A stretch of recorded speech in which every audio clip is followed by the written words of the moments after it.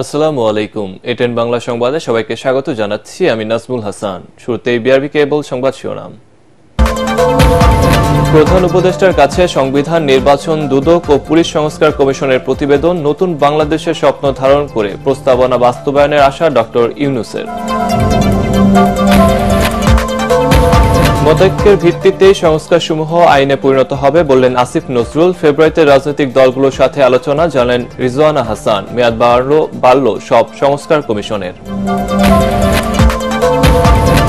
জুলাই অভ্যুত্থানের ঘোষণাপত্র নিয়ে প্রধান উপদেষ্টার সাথে সর্বদলীয় বৈঠক আজ। নির্দিষ্ট সময়ে জারি করতে না পারা সরকারের ব্যর্থতা বলছেন আন্দোলনের নেতারা। জিয়া অরফানেজ ট্রাস্ট দুর্নীতি মামলায় খালেদা জিয়া, তারেক রহমান সহ সব আসামি খালাস। পুরো বিচার প্রক্রিয়ায় ছিল প্রতিহিংসামূলক, আপিল বিভাগের পর্যবেক্ষণ। এবং শেখ হাসিনার প্রভাবে বিশ্ব স্বাস্থ্য সংস্থার পরিচালক সাইমা ওয়াজেদ পুতুল, তথ্য প্রমাণ দুদকের হাতে। টিউলিপ সহ পরিবারের 5 জনের বিরুদ্ধে দুর্নীতির অনুসন্ধান শুরু। শুনছিলেন বিআরবি কেবল সংবাদ শিরোনাম, এবার বিস্তারিত। সংস্কার কমিশনের প্রতিবেদনের ভিত্তিতেই তৈরি হবে নতুন বাংলাদেশ গড়ার সনদ, এমন মন্তব্য করে প্রধান উপদেষ্টা ডক্টর মোহাম্মদ ইউনূস বলেছেন, জাতির পুনরুত্থানের স্বপ্ন সঠিকভাবে ধারণ করতে পারাটাই সংস্কার প্রস্তাবের প্রধান বিবেচ্য বিষয়। 4 সংস্কার কমিশনের প্রতিবেদন গ্রহণ করে এসব কথা বলেন প্রধান উপদেষ্টা। নানা পক্ষের মতামতের ভিত্তিতে 3.5 মাস পর প্রতিবেদন জমা দিয়েছে সংবিধান, নির্বাচন, দুদক ও পুলিশ সংস্কার কমিশন। 4 সংস্কার কমিশনের প্রতিবেদনে সরকারের ক্ষমতা কাঠামো, সংসদের ধরন সহ বিভিন্ন ক্ষেত্রে সব ধরনের পরিবর্তনের প্রস্তাবনা রয়েছে। বিস্তারিত জানাচ্ছেন একরামুল হক সায়েম। অন্তর্বর্তী সরকারের প্রধান উপদেষ্টা অধ্যাপক ডক্টর মোহাম্মদ ইউনূসের কাছে প্রতিবেদন জমা দিয়েছেন 4 সংস্কার কমিশনের প্রধান। তেজগাঁওয়ে প্রধান উপদেষ্টার কার্যালয়ে সকাল 11:30টার দিকে সদস্যদের নিয়ে এক এক করে প্রতিবেদন জমা দেন নির্বাচন কমিশন, দুর্নীতি দমন কমিশন, পুলিশ এবং সংবিধান সংস্কারে গঠিত কমিশনের প্রধানরা। এ সময় প্রধান উপদেষ্টা বলেন, যে স্বপ্ন নিয়ে ছাত্র জনতা গণ অভ্যুত্থানে অংশ নিয়েছে তার প্রতিফলন থাকতে হবে সংস্কার প্রস্তাবে।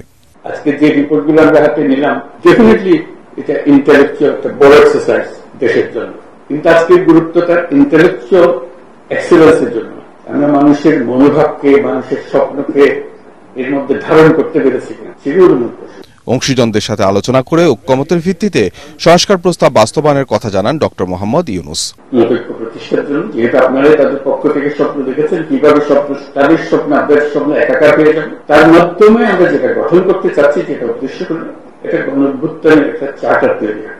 ওই যে নতুন বাংলাদেশের চার্টার, সেই হবে চার্টার।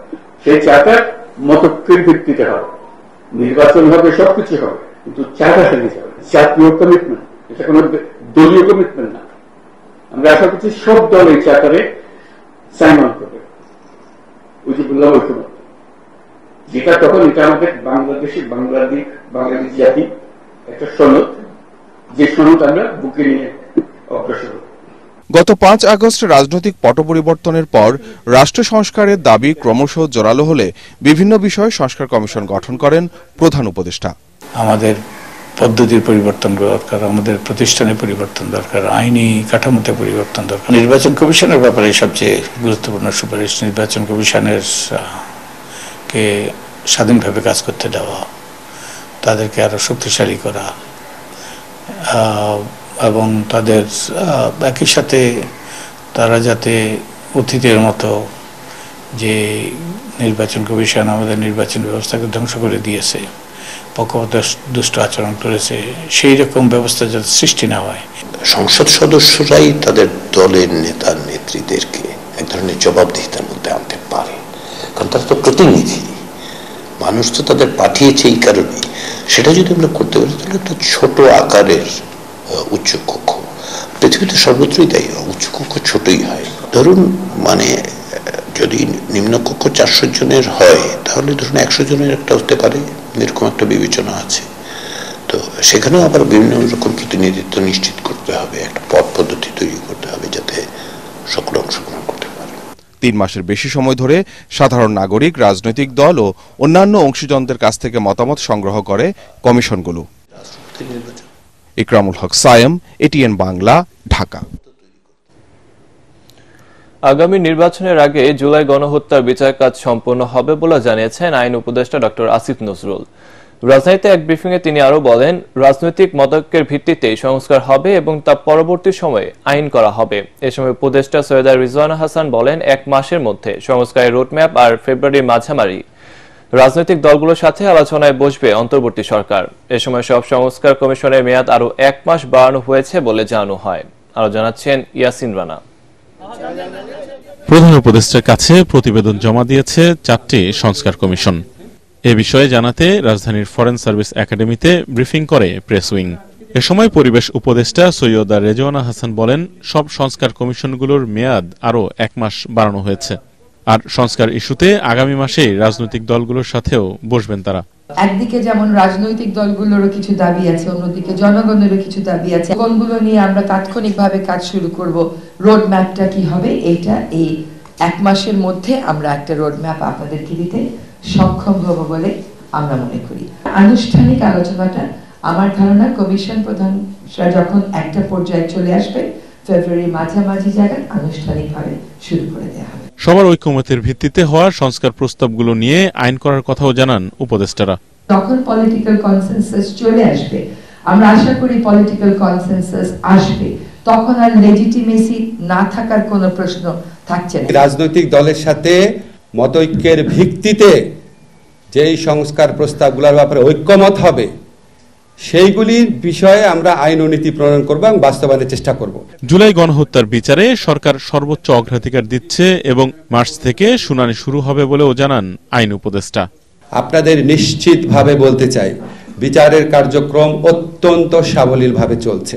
যেই গতিতে এই মামলার তদন্ত কাজ এগোচ্ছে, সম্ভবত আপনারা আশা করছি মার্চ থেকে শুনানি শুরু হয়েছে এটা দেখতে পারবেন। আমরা যে গতিতে এগোচ্ছি, ইনশাআল্লাহ সামনে নির্বাচনের আগে আমরা অন্তত ট্রায়াল কোর্টে বিচার কাজ সম্পন্ন করতে পারব।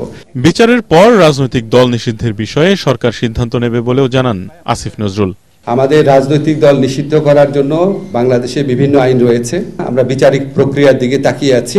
সুষ্ঠুভাবে বিচার হওয়ার পর আমরা এই গণহত্যা, মানবতা বিরোধী অপরাধের সাথে দল সংশ্লিষ্টতার বিষয়ে আমরা যেই ধরনের রায় পাবো, সেটার আলোকে বহু সিদ্ধান্ত গ্রহণ করার সময় এবং সুযোগ আমরা পাবো। রাজনৈতিক দলগুলোর ঐকমত্যের ভিত্তিতে সকল সিদ্ধান্ত নেওয়া হবে। সেজন্য প্রফেসর ডক্টর মোহাম্মদ ইউনুসের নেতৃত্বে ঐক্য কমিশনও গঠন করা হয়েছে বলে জানান উপদেষ্টারা। জুলাই গণঅভ্যুত্থানের যেই জন আকাঙ্ক্ষা ছিল, বাংলাদেশের একটা কাঠামোগত সংস্কারের যেই আকাঙ্ক্ষা ছিল, সেটা বাস্তবায়ন হবে। ইয়াসিন রানা, এটিএন বাংলা, ঢাকা। অন্তর্বর্তী সরকারের বৈধতার জন্য জুলাই ঘোষণাপত্র জরুরি বলে মনে করে বৈষম্য বিরোধী ছাত্র আন্দোলন ও জাতীয় নাগরিক কমিটি। রাতে রাজধানীর বাংলা মোটরে বৈষম্য বিরোধী ছাত্র আন্দোলনের দলীয় কার্যালয়ে আয়োজিত এক সংবাদ সম্মেলনে একথা জানায় সংগঠনের নেতারা। তারা বলেন, নির্ধারিত সময়ে জুলাই ঘোষণাপত্র জারি না করা সরকারের ব্যর্থতা। এ সময় রাজনৈতিক দলগুলোকে সব মতানক ভুলে জাতির অগ্রগতির প্রশ্নে এক হওয়ার আহ্বান জানান তারা। মাজারুল হক মুহাজিরের রিপোর্ট।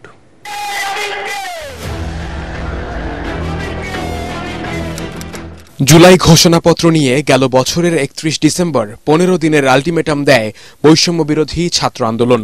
এর মধ্যে দেশব্যাপী চলে ঘোষণাপত্র নিয়ে প্রচার ও জনসংযোগ। কিন্তু ঘোষণাপত্র নিয়ে সরকারের তরফ থেকে এখনো কোনো নির্দিষ্ট দিনক্ষণ না প্রকাশ করায় ক্ষোভ প্রকাশ করে বৈষম্য বিরোধী ছাত্র আন্দোলন ও জাতীয় নাগরিক কমিটির নেতারা। গত 15 দিনের প্রোক্লামেশন ইস্যুতে সরকারের তেমন কোনো দৃশ্যমান পদক্ষেপ নেই। সরকার বৈষম্য বিরোধী ছাত্র আন্দোলন সহ রাজনৈতিক দলগুলোর সঙ্গে সংলাপও শুরু করেনি। আমরা সরকারের এই অনীহা ও ধীরগতির তীব্র নিন্দা জানাচ্ছি। সরকারের মন্থর গতি এবং নির্জীব মনোভাবের আমরা তীব্র প্রতিবাদ জানাচ্ছি। বিদ্যমান সংবিধানের 106 অনুচ্ছেদের মতো আইনি বাধ্যবাধকতাহীন অনুচ্ছেদ এই সরকারের পূর্ণাঙ্গ বৈধতা ভিত্তিমূল হতে পারে না। সরকারকে মনে রাখতে হবে, খোদ তার নিজের বৈধতার স্বীকৃতির জন্যই অবিলম্বে জুলাই প্রোক্লেমেশন জারি করা দরকার। এ সময় জুলাই 24-এর আন্দোলনের সব অংশীজনের সঙ্গে আলোচনা করে দ্রুতই এ বিষয়ে সিদ্ধান্ত নেয়ার দাবি জানান নেতারা। 15 তারিখের মধ্যে সরকার ভিজিবল অনেকগুলো উদ্যোগ নিতে পারত, সেটা সরকারের একটা ব্যর্থতার পরিচয় হয়েছে। কিন্তু সকলকে একসাথে আলোচনা টেবিলে, বাংলাদেশে এটা গত 53 বছরের একটি পলিটিক্যাল কালচার, একসাথে বসা, একসাথে আলোচনা করা বা সিদ্ধান্ত নেওয়া, জাতির প্রশ্ন ঐক্যমত পোষণ করা, এগুলো বাংলাদেশের কালচারটা নষ্ট হয়ে গিয়েছে। আমরাও সেই কালচার কিভাবে ফিরিয়ে আনা যায়, বর্তমান ছাত্র জনতা সরকার সে উদ্যোগটি নিয়েছে। এদিকে প্রধান উপদেষ্টা ডক্টর মোহাম্মদ ইউনূসের নেতৃত্বে বিকেলে ফরেন সার্ভিস একাডেমিতে জুলাইয়ের ঘোষণাপত্রের ওপর সর্বদলীয় বৈঠক অনুষ্ঠিত হতে যাচ্ছে। বৈঠক থেকে ঘোষণাপত্র প্রকাশের সুনির্দিষ্ট তারিখ জানানোর প্রত্যাশা ব্যক্ত করেন সংগঠন দুটির নেতারা। মাসহারুল হক মুহাজির, এটিএন বাংলা, ঢাকা। জিয়া অরফানেজ ট্রাস্ট দুর্নীতি মামলায় বিএনপি চেয়ারপারসন বেগম খালেদা জিয়া ও ভারপ্রাপ্ত চেয়ারম্যান তারেক রহমান সহ সব আসামিকে খালাস দিয়েছে আপিল বিভাগ। বিচারিক আদালত ও হাইকোর্টের রায় বাতিল করে প্রধান বিচারপতি সৈয়দ রিফাত আহমেদ নেতৃত্বাধীন 5 বিচারপতির আপিল বেঞ্চ এই রায় দেন। রায়ের পর্যবেক্ষণে সর্বোচ্চ আদালত বলেন, প্রতিহিংসা ও বিচ্ছেদ থেকে এই বিচার করা হয়েছিল। মামলায় খালেদা জিয়া সহ 6 আসামির কারো বিরুদ্ধে আনা অভিযোগের সত্যতা মেলেনি। আরো জানাচ্ছেন হুমায়ুন চিস্তি। জিয়া অরফানেজ ট্রাস্টের টাকা আত্মসাতের অভিযোগে 2018 সালের 8 ফেব্রুয়ারি বিএনপি চেয়ারপারসন বেগম খালেদা জিয়াকে 5 বছর এবং তারেক রহমান সহ 5 জনকে 10 বছর করে কারাদণ্ড দেয় বিচারিক আদালত। পরে ওই বছরের 30 অক্টোবর খালেদা জিয়ার সাজা বাড়িয়ে 10 বছর করে হাইকোর্ট। পরে আপিল করেন বেগম খালেদা জিয়া সহ 3 আসামি। বিএনপির ভারপ্রাপ্ত চেয়ারম্যান তারেক রহমান সহ 3 জন আপিল করেননি। 4 দিন শুনানি শেষে বুধবার সব আসামিকে খালাস দিয়ে রায় দেন আপিল বিভাগ। জাজমেন্টে প্রথমেই বলেছে যে অ্যাপিল ইজ অ্যালাউড, সাথে সাথে আরো বলেছেন যে নিম্ন আদালতের যে রায় দেওয়া হয়েছে, হাইকোর্ট যে রায় দেওয়া হয়েছে সেগুলোকে বাতিল করে দেওয়া হলো এবং আরো বলেছেন যে এই মামলায় যারা আপিল করতে পারেন নাই, জনাব তারেক রহমান সহ সকলকেই তিনি খালাস দিয়েছেন এই আদালত। রায়ের পর্যবেক্ষণে আপিল বিভাগ বলেন, রায়টি সর্বসম্মত সিদ্ধান্তে দেয়া হচ্ছে। খালেদা জিয়া ও তারেক রহমান সহ সব আসামি নিরপরাধ। মামলায় আইনের অপপ্রয়োগ আর পুরো বিচারের প্রক্রিয়াটি ছিল প্রতিহিংসামূলক। আদালত অত্যন্ত গুরুত্বপূর্ণ পর্যবেক্ষণ বলেছেন যে দেখেন, এই সিদ্ধান্ত অর্থাৎ আপিল বিভাগের আজকের রায়ের পরিপ্রেক্ষিতে এই যারা আসামি এবং আপিলকারী তাদের সমাজে যে সম্মান হানি ঘটেছিল তার একটা চির সমাপ্তি ঘটবে এবং তাদের ইনোসেন্টটা আজকে থেকে পুনরুজ্জীবিত হবে। বেগম খালেদা জিয়া এবং তার পরিবারকে খাটো করার জন্য, নিশ্চিহ্ন করার জন্য রাজনৈতিক চিন্তা চেতনায় এই মামলাটা দায়ের করা হয়েছিল। আদালতের মাধ্যমে প্রমাণিত হলো দেশনেত্রী বেগম খালেদা জিয়া ইনোসেন্ট। মামলাটি প্রতিহিংসামূলক ছিল বলে স্বীকার করেছে মামলার বাদী দুর্নীতি দমন কমিশনও। দুদকের আইনজীবী বলেন, মামলাটি শুরুর দিকেই বাতিল করা যুক্তিসঙ্গত ছিল। বেগম খালেদা জিয়ার কেস প্রাথমিক ইনিশিয়াল স্টেজেই কোয়াশ হয়ে যাওয়া উচিত। 4 দিন শোনার পরে আজকে রায় দিচ্ছে এবং পুঙ্খানুপুঙ্খ রূপে বিশ্লেষণ করেছে। বিশ্লেষণ করে যেটা পাওয়া গেছে, আমার মনে হয় দ্যাট ইজ রাইট। 2018 সালের 8 ফেব্রুয়ারি এ মামলায় 5 বছরের সাজা হওয়ার পর ঢাকা কেন্দ্রীয় কারাগারে নেওয়া হয় বেগম জিয়াকে। 2 বছর 1 মাস 13 দিন জেল খাটার পর নির্বাহী আদেশে মুক্তি পান তিনি। এতিমদের টাকা আত্মসাৎ করেছেন এমন অভিযোগ এনে বিএনপি চেয়ারপারসন বেগম খালেদা জিয়ার বিরুদ্ধে গত 1.5 দশক ধরে নানা রকম তুচ্ছ-তাচ্ছিল্য ও ব্যঙ্গাত্মক মন্তব্য করেছিলেন সাবেক প্রধানমন্ত্রী শেখ হাসিনা। গত 5 আগস্ট শেখ হাসিনা সরকারের পতনের পর বদলে যায় এই মামলার গতিপথ। মামলার বাদী দুদক আদালতকে জানায়, খালেদা জিয়াকে সাজা দেওয়ার মতো কোনো তথ্য উপাত্ত এ মামলায় ছিল না। আজ খালেদা জিয়াকে নিরপরাধ বলে রায় দিল দেশের সর্বোচ্চ আদালত। হুমায়ুন চিস্তি, এটিএন বাংলা, ঢাকা। সাবেক প্রধানমন্ত্রী শেখ হাসিনা প্রভাব খাটিয়ে তার মেয়ে সাইমা ওয়াজেদ পুতুলকে বিশ্ব স্বাস্থ্য সংস্থার আঞ্চলিক পরিচালক বানিয়েছেন বলে তথ্য পেয়েছে দুদক। এই অভিযোগে তার বিরুদ্ধে অনুসন্ধান শুরু করেছে কমিশন। আর অবৈধ সম্পদের অভিযোগে সদ্য পথ হারানো ব্রিটিশ এমপি টিউলিপ সিদ্দিক, তার বোন, চাচা সহ পরিবারের 5 জনের বিরুদ্ধেও অনুসন্ধান শুরু করেছে দুদক। এছাড়া অর্থ পাচারের অভিযোগে মামলা হয়েছে সাবেক এমপি শামীম ওসমান ও জাহাঙ্গীর কবির নানকের পরিবারের বিরুদ্ধে। রিপোর্টে জানাচ্ছেন মাহবুব কবির চপল। Thank you so much. 2023 সালের 1 জানুয়ারি বিশ্ব স্বাস্থ্য সংস্থার দক্ষিণ পূর্ব এশিয়ার পরিচালক নির্বাচিত হন সাবেক প্রধানমন্ত্রী শেখ হাসিনার মেয়ে সাইমা ওয়াজেদ পুতুল। তিনি পান ৮ ভোট আর তার নিকটতম প্রতিদ্বন্দ্বী নেপালের শম্ভু আচার্য পান ২ ভোট। ওই নিয়োগে তখনই প্রশ্ন তোলে চিকিৎসা বিষয়ক সাময়িকী দ্য ল্যান্সেট। একটি দেশের প্রধানমন্ত্রীর মেয়ে হওয়ায় কম যোগ্যতা থাকার পরও পুতুল দায়িত্ব পেয়েছেন বলে দাবি করেন তারা। শেখ হাসিনার পতনের পর পুতুলের বিকল্প কাউকে দিতে বিশ্ব স্বাস্থ্য সংস্থার কাছে চিঠি পাঠায় অন্তর্বর্তী সরকার।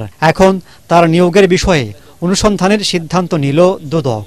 সাবেক প্রধানমন্ত্রী শেখ হাসিনা তার মেয়ে সাইমা ওয়াজেদ পুতুলকে দক্ষিণ পূর্ব এশিয়ার আঞ্চলিক পরিচালক হওয়ার যোগ্যতা না থাকা সত্ত্বেও তার ক্ষমতার অনৈতিকভাবে ব্যবহার করেছিলেন মর্মে অভিযোগ রয়েছে। এই প্রেক্ষিতে গোয়েন্দা তথ্য অনুসন্ধানে অভিযোগের প্রাথমিক সত্যতা পাওয়ায় এই বিষয়ে অনুসন্ধানের সিদ্ধান্ত গৃহীত হয়েছে। দুর্নীতির মামলা হলেই পুতুল বিশ্ব স্বাস্থ্য সংস্থার পরিচালকের পদ হারাবেন বিষয়টি তেমন নয়। সদস্য রাষ্ট্রে ভোটে ৫ বছরের জন্য দায়িত্ব পেয়েছেন তিনি। আবার এটিকে রাজনৈতিক প্রতিহিংসাও বলছেন অনেকেই, তবে তা অস্বীকার করেন দুদক মহাপরিচালক। আমাদের অনুসন্ধান দল এই বিষয়ে অত্যন্ত সচেতন। তারা এই বিষয়গুলো কোনো রাজনৈতিক দৃষ্টিকোণ থেকে দেখবেন না। এদিকে ব্রিটেনে মন্ত্রিত্ব হারানোর পর আরেক দুঃসংবাদ পেলেন শেখ হাসিনার ভাগ্নি টিউলিপ সিদ্দিক। দুর্নীতির অভিযোগে তার বোন আজমিনা সিদ্দিক, চাচা শেখ হাসিনার সাবেক প্রতিরক্ষা উপদেষ্টা তারেক সিদ্দিক, তার স্ত্রী শাহিন সিদ্দিক ও মেয়ে বুশরা সিদ্দিকের বিরুদ্ধে অনুসন্ধানের সিদ্ধান্ত নিয়েছে দুদক। জনাব তারেক সিদ্দিক, তার স্ত্রী শাহিন সিদ্দিক, মেয়ে বুশরা সিদ্দিক, ভাতিজি টিউলিপ সিদ্দিক এবং আজমিনা সিদ্দিক কর্তৃক পরস্পর যোগসাজশে দুর্নীতি, ক্ষমতার অপব্যবহার, সরকারি জমি আত্মসাৎ, মানি লন্ডারিং সহ দেশে বিদেশে নামে বেনামে অবৈধ সম্পদ অর্জনের অভিযোগের প্রেক্ষিতে এ বিষয়ে অনুসন্ধানের সিদ্ধান্ত গৃহীত হয়েছে। এছাড়াও ২৫৯ কোটি টাকা পাচারের অভিযোগে সাবেক মন্ত্রী জাহাঙ্গীর কবির নানক, তার স্ত্রী ও মেয়ের বিরুদ্ধে মামলা করেছে দুদক। আর প্রায় ২০০ কোটি টাকা পাচারের অভিযোগে মামলা হয়েছে সাবেক এমপি শামীম ওসমান ও তার স্ত্রীর বিরুদ্ধে। বৈদেশিক যে কলগুলো এসে থাকে সেই কলের বিপরীতে বাংলাদেশে যে প্রাপ্য অর্থ সেটা বিদেশ থেকে বাংলাদেশে না এনে মানি লন্ডারিং অপরাধ করায় আলোচ্য মামলাটি রুজু করা হয়েছে। দুর্নীতির অভিযোগে প্রধানমন্ত্রী কার্যালয়ের সাবেক মুখ্য সচিব তোফাজ্জল হোসেন মিয়ার বিরুদ্ধেও অনুসন্ধান শুরু করেছে দুদক। মুখ্য সচিবের বিরুদ্ধে মাহবুব কবির চপল, এটিএন বাংলা, ঢাকা। চেয়ারম্যান কে টেলিকমিউনিকেশন। দুর্নীতি দমন কমিশন সংস্কারে সংস্থাটির অভ্যন্তরীণ দুর্নীতি নিয়ন্ত্রণে আইনের সংস্কারের পাশাপাশি রাষ্ট্রীয় বিভিন্ন উদ্যোগ নেওয়ার সুপারিশ করেছে দুদক সংস্কার কমিশন। সংবাদ সম্মেলনে কমিশন প্রধান ডক্টর ইফতেখারুজ্জামান জানান, দুদককে কার্যকর প্রতিষ্ঠানে পরিণত করতে ৫ ক্যাটাগরিতে ৪৭ দফা সুপারিশ করা হয়েছে। স্বল্প, মধ্যম ও দীর্ঘমেয়াদী এসব পরিকল্পনা বাস্তবায়নে রাজনৈতিক সদিচ্ছার বিকল্প নেই মনে করেন তিনি। কামরুজ্জামান রাজীবের রিপোর্ট। গত ৩ অক্টোবর কাজ শুরুর ৩ মাস ৭ দিন পর সংস্কার প্রতিবেদন জমা দেয় দুদক সংস্কার কমিশন। এ বিষয়ে বিস্তারিত তুলে ধরতে সংবাদ সম্মেলনে সাংবাদিকদের মুখোমুখি হন কমিশন প্রধান ডক্টর ইফতেখারুজ্জামান। দুদক সংস্কারে রাষ্ট্রীয় উদ্যোগ ও আইনি সংস্কার জরুরি উল্লেখ করে তিনি বলেন, ব্যক্তি স্বার্থে কেউ যাতে সাংবিধানিক ও আইনগত ক্ষমতার অপব্যবহার করতে না পারে তা নিশ্চিত করতে হবে। একই সাথে বন্ধ করতে হবে উৎসবিহীন আয়ের বৈধতা দানের রাষ্ট্রীয় চর্চা। সবচেয়ে বেশি আলোচিত যে দুর্নীতি, উচ্চ পর্যায়ের দুর্নীতি এবং বিশেষ করে ব্যাংকিং খাত সহ বিভিন্ন খাতে যে অর্থ পাচার হয়েছে তার কিন্তু অন্যতম মাধ্যম ছিল বেনামি কোম্পানি বা প্রতিষ্ঠানের মাধ্যমে। বেনামি এবং চূড়ান্ত মালিকানার স্বচ্ছতা নিশ্চিত করার ক্ষেত্রে একটা আইন লাগবে। দুদককে সাংবিধানিক স্বীকৃতি দেয়া কমিশনারের সংখ্যা ৩ থেকে ৫ জনে উন্নীত করা সহ কমিশনারের মেয়াদ ৪ বছর নির্ধারণের সুপারিশ করা হয়েছে। সংস্থাটির ভেতরের দুর্নীতি নিয়ন্ত্রণে অভ্যন্তরীণ শৃঙ্খলা অনুবিভাগ গঠন ও বেতন কাঠামো তৈরির সুপারিশ করা হয়েছে। সেই সাথে উচ্চ ক্ষমতা সম্পন্ন টাস্ক ফোর্স গঠন করে দুর্নীতিবাজ কর্মকর্তাদের বহিষ্কারের সুপারিশ করা হয়েছে বলে জানান ডক্টর ইফতেখারুজ্জামান। একজনই পারে, ১০০% পারে মাফিয়া তৈরি করতে যে কোনো প্রতিষ্ঠানে। কাজেই সেটাকে ওই বিতর্কে গিয়ে লাভ নেই। আমরা একটা পরিবর্তিত প্রতিষ্ঠান দেখতে চাই। যাদের বিরুদ্ধে অভিযোগ আছে তাদেরকে চিহ্নিত করে তাদেরকে বহিষ্কার করতে হবে। কার্যকর দুদক গঠনে প্রস্তাবিত সুপারিশ বাস্তবায়নে রাজনৈতিক সংস্কৃতি পরিবর্তন জরুরি উল্লেখ করে কমিশন প্রধান বলেন, উদ্ভাবনী মাধ্যম ও কৌশল অনুসরণ করে টেকসই দুর্নীতি প্রতিরোধ কার্যক্রম পরিচালনা করতে হবে। রাজনৈতিক সংস্কৃতি, আমলাতান্ত্রিক সংস্কৃতিতে ইতিবাচক পরিবর্তন না আসে তাহলে দুদকের ডেলিভারি করা কঠিন হবে। কামরুজ্জামান রাজীব, এটিএন বাংলা, ঢাকা। বৈষম্যবিরোধী ছাত্র আন্দোলনে হামলা ও সহিংসতার ঘটনায় কিশোরগঞ্জে সাবেক রাষ্ট্রপতি আব্দুল হামিদের বিরুদ্ধে মামলা করা হয়েছে। এতে সাবেক প্রধানমন্ত্রী শেখ হাসিনা, তার বোন শেখ রেহানা, ছেলে সজীব ওয়াজেদ জয় ও মেয়ে সাইমা ওয়াজেদ পুতুল সহ আরও 123 জনকে আসামি করা হয়েছে। কিশোরগঞ্জ থানায় মামলাটি দায়ের করেন সদরের উত্তর লতিবাবাদ এলাকার তহমুল ইসলাম। মামলা দায়েরের পর তহমুল জানান, তিনি বিএনপির কর্মী, আন্দোলনের সময় আহত হয়েছিলেন। দীর্ঘদিন চিকিৎসা নেওয়ার পর এখন কিছুটা সুস্থ হওয়ায় মামলাটি দায়ের করেন। আওয়ামী লীগ সরকারের পতনের পর এই প্রথম কোনো মামলায় সাবেক রাষ্ট্রপতি আব্দুল হামিদকে আসামি করা হলো। মামলায় আব্দুল হামিদ 3 নম্বর আসামি, 1 নম্বর আসামি শেখ হাসিনা আর 2 নম্বরে রয়েছেন শেখ রেহানা। মামলাটি তদন্ত করে যথাযথ আইনি ব্যবস্থা নেওয়ার কথা জানিয়েছেন কিশোরগঞ্জ সদর মডেল থানার ওসি আব্দুল্লাহ আল মামুন। এনবিআর কর্মকর্তা ছাগলকাণ্ডের মতিউর রহমানকে ভাটারা থানায় অস্ত্র মামলায় 3 দিনের রিমান্ড দিয়েছে আদালত। এনবিআর এর সাবেক এই কর্মকর্তা ছাগলকাণ্ডকে নিজের পাপ বলে আদালতের কাছে স্বীকার করেছেন। এ সময় আওয়ামী লীগ ও গোয়েন্দা সংস্থার চক্রান্তের শিকার হয়েছে বলেও দাবি করেন তিনি।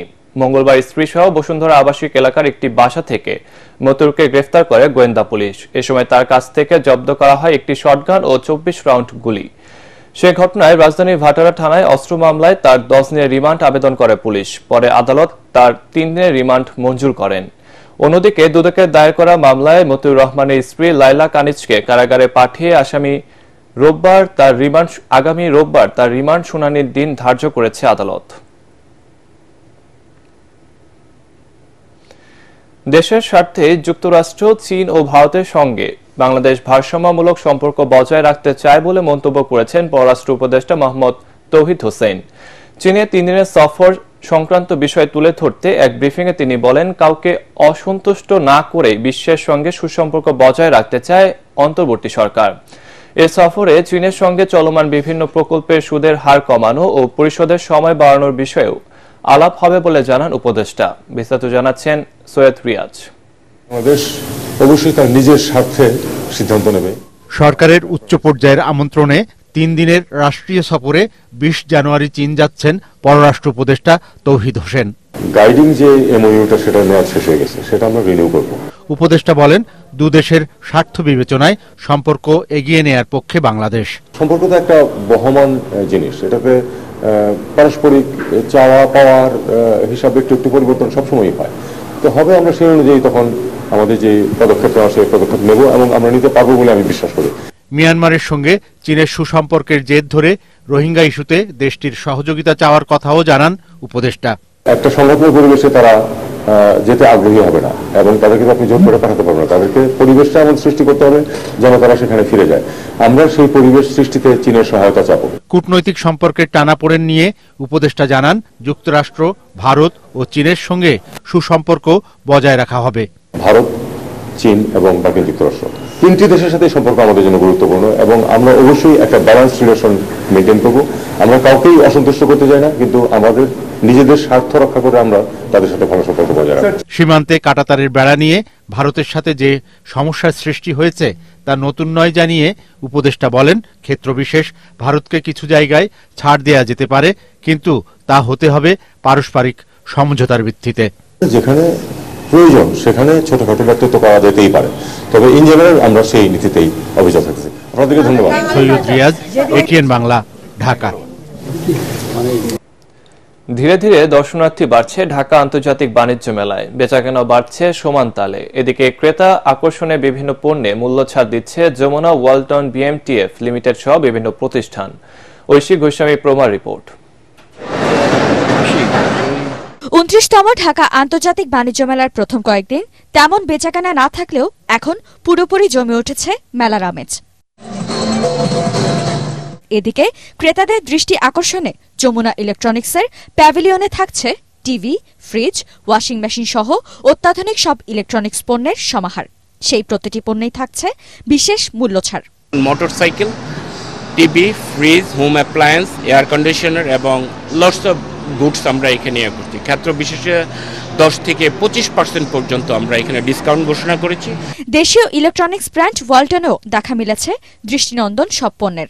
রয়েছে স্মার্ট ফ্রিজ, এসি সহ বিভিন্ন পণ্য। এবারে বাণিজ্য মেলায় আমাদের ওয়ালটন প্যাভিলিয়নে পণ্যের যে নতুনত্বগুলো নিয়ে আসা হয়েছে সেই পণ্যগুলোই প্রদর্শন করা হয়েছে। আমাদের প্যানারোমা সিরিজের নতুন এয়ার কন্ডিশনার, এই এয়ার কন্ডিশনারে আপনার অ্যান্ড্রয়েড এলইডি ডিসপ্লে সংযুক্ত হয়েছে। ইলেকট্রনিক্স পণ্যের পাশাপাশি ক্রেতারা ভিড় করছে বাংলাদেশ সেনাবাহিনীর অধীনস্থ PMTF লিমিটেডের প্যাভিলিয়নে। আমদানি করা পণ্য মানেই খুব গুণগত মানসম্পন্ন হবে। এখান থেকে জনগণকে বের করে এনে দেশীয় পণ্যের উপরে আস্থা তৈরির জন্যই BMTF কাজ করে যাচ্ছে। সেই আঙ্গিকে আমরা আমাদের প্রত্যেকটা প্রোডাক্টের গুণগত মান নিয়ে আমরা অত্যন্ত আনকম্প্রোমাইজ ভাবে কাজ করছি। আমি এর আগেও আপনার গতবার মেলায় আমি জুতা নিয়েছিলাম, অনেক ভালো পেয়েছে। ফেসবুকে একটা পোস্ট দেখছিলাম BMTF ফার্নিচার, তো সেই পোস্ট দেখে আমি ফার্নিচার কিনতে আসছি। আগামী সপ্তাহ থেকে মেলা আরো জমে উঠবে বলে আশা বিক্রেতাদের। ঐশী গোস্বামী, প্রমা, ATN বাংলা, ঢাকা। এবার প্রবাসের খবর।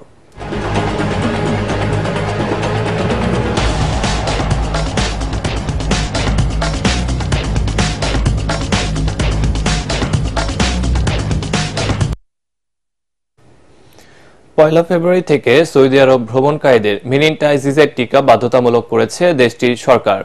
এছাড়াও হজ ব্যবস্থাপনায় আরো উন্নত করতে এবছর নিশ্চিত করা হবে রোবট, উড়ন্ত ট্যাক্সি, AI সহ প্রযুক্তির সর্বোচ্চ ব্যবহার।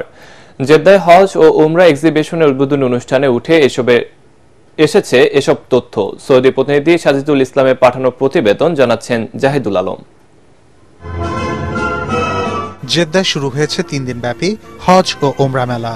মেলার উদ্বোধন করে সৌদি হজ ও ওমরা বিষয়ক মন্ত্রী তৌফিক মিন ফাউজান আল রাবিয়া জানান, এবছর হজ যাত্রীদের বিড়ম্বনাহীন, সুষ্ঠু ও সুশৃঙ্খল হজ ব্যবস্থাপনা উপহার দিতে অঙ্গীকারবদ্ধ তার সরকার। পয়লা ফেব্রুয়ারি থেকে ভ্রমণকারীদের জন্য বাধ্যতামূলক করা হয়েছে মেনিনজাইটিসের টিকা। নিশ্চিত করা হবে রোবট, উড়ন্ত ট্যাক্সি, AI সহ প্রযুক্তির সর্বোচ্চ ব্যবহার। মঙ্গলবার হজ ও ওমরা এক্সিবিশন পরিদর্শন করেন অন্তর্বর্তী সরকারের ধর্ম উপদেষ্টা ডক্টর আফম খালিদ হোসেন। সে দেশের হজ, আমাদের হজ নিয়ে তুলনামূলক আলোচনাও আমরা করেছি। এতে করে আমরা যে ডেলিগেশন এসেছি আমরা অত্যন্ত উপকৃত হয়েছি এবং এর মাধ্যমে আমাদের হজ ম্যানেজমেন্টে আমরা গতি আনতে পারবো, এটা আমরা মনে করি। এক ছাতার নিচে বাংলাদেশের বেসরকারি এজেন্সিগুলো হজযাত্রীদের জন্য পছন্দমতো মুআল্লেম, ক্যাটারিং সার্ভিস বেছে নিতে পারায় সন্তুষ্ট এজেন্সি প্রতিনিধিরা। ওনারা আমাদের সাথে এগ্রিমেন্ট ফাইনাল করেছেন যে ইনশাআল্লাহ ওয়ার্ল্ড ক্লাস সার্ভিস আমাদেরকে দিবেন হাজিদের ব্যবস্থাপনায়, মিনা, মুজদালিফা, আরাফা এবং ফুড সার্ভিস, সকল কিছুতে ওনারা একটা ডিফারেন্স কিছু করবেন আমাদের জন্য। এদিকে বাংলাদেশি হজ যাত্রীদের সব ধরনের সহযোগিতার আশ্বাস দিয়েছে সৌদি মুআল্লেম সার্ভিস কোম্পানি। 10,000 حاجي إن شاء الله سوف نقوم بخدمتهم في موسم حج 1446। মেলায় বাংলাদেশ সহ 87টি দেশের ধর্মমন্ত্রী ও বেসরকারি হজ ব্যবস্থাপনার প্রতিনিধি সহ সংশ্লিষ্ট বিভিন্ন প্রতিষ্ঠান অংশ নেয়। জাহিদুল আলম, ATN বাংলা। এবার পার্টেক্স খেলার খবর।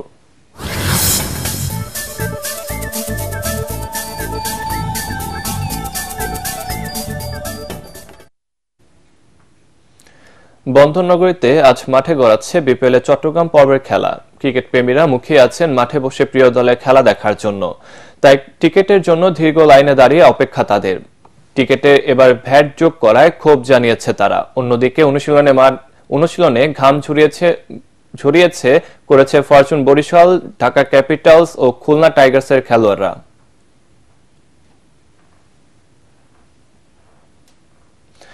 শেষ করার আগে বিআরবি কেবল সংবাদ শিরোনাম আরেকবার। প্রধান উপদেষ্টার কাছে সংবিধান, নির্বাচন, দুদক ও পুলিশ সংস্কার কমিশনের প্রতিবেদন, নতুন বাংলাদেশের স্বপ্ন ধারণ করে প্রস্তাবনা বাস্তবায়নের আশা ডক্টর ইউনূসের।